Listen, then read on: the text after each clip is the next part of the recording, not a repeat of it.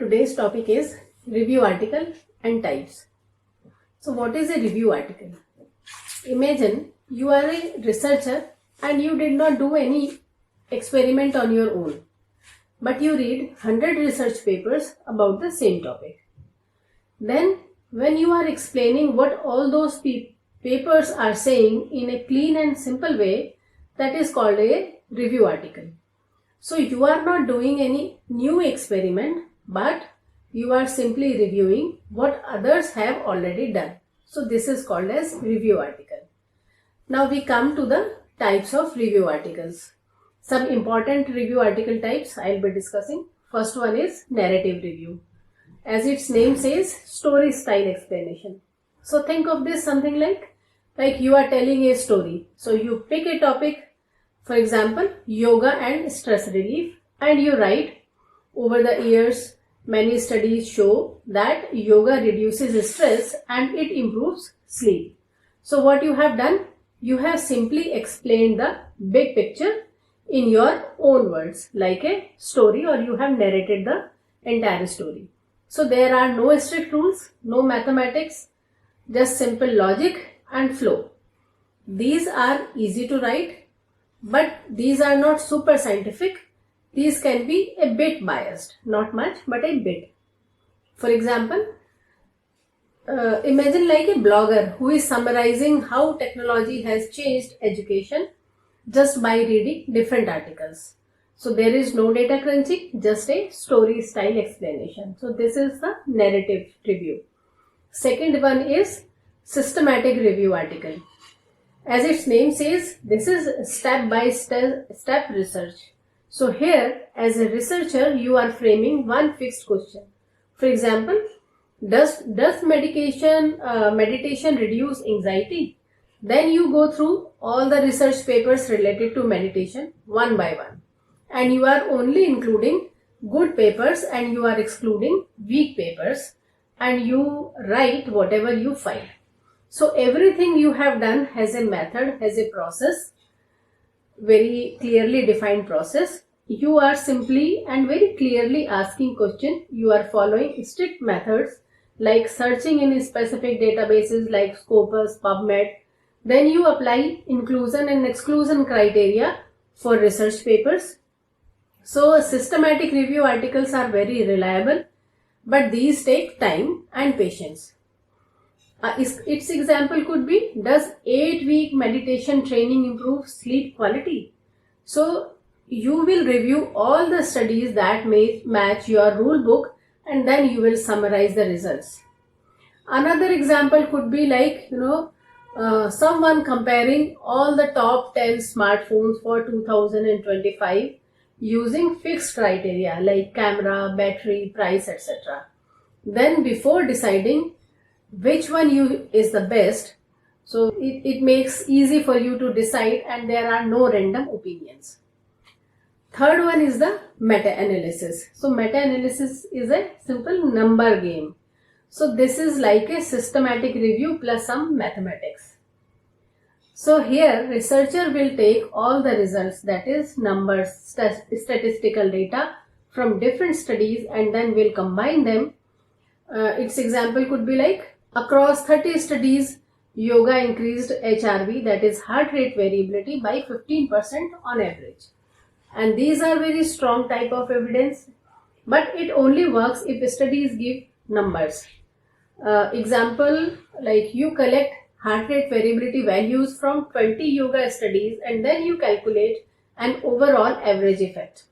Just like analyzing scores of any IPL cricket player across 10 seasons and to find who is statistically the most consistent, not just by feel, but by data. Fourth one is the scoping review. So as its name says, scoping review is something like big picture map. So this one is like exploring a new city. You are not measuring anything, you just want to see what kind of research is available in that particular area. Its example could be like, say, most yoga research focuses on breathing and meditation but not on diet.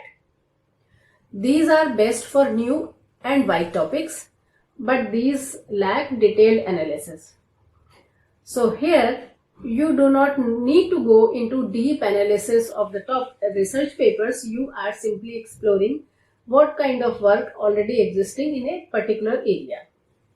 Another example could be you explore all research about artificial intelligence in Ayurveda, find where it is used, like in whether it was used in diagnosis, it was used for herbs, it was used for diseases or prediction, etc.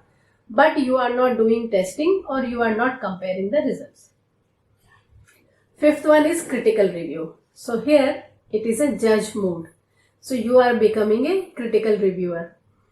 You read each paper and judge which is good, which is weak. This study is strong because of a big sample size population. This study is weak because they have not included certain parameters, say for example age. But these research review articles improve thinking but requires good experience. So here you become a critic. You are judging each and every study, what is strong, what is weak, what is missing.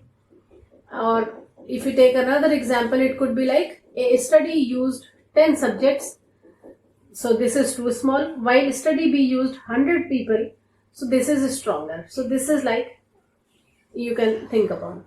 Next, sixth one is the integrative review. In integrative review, we are mixing everything. We are mixing numbers and people's experiences both. For example, yoga not only increases heart rate variability but also makes people calmer and more focused. So here this will give a full view. So heart plus mind both. And these can be tricky to balance.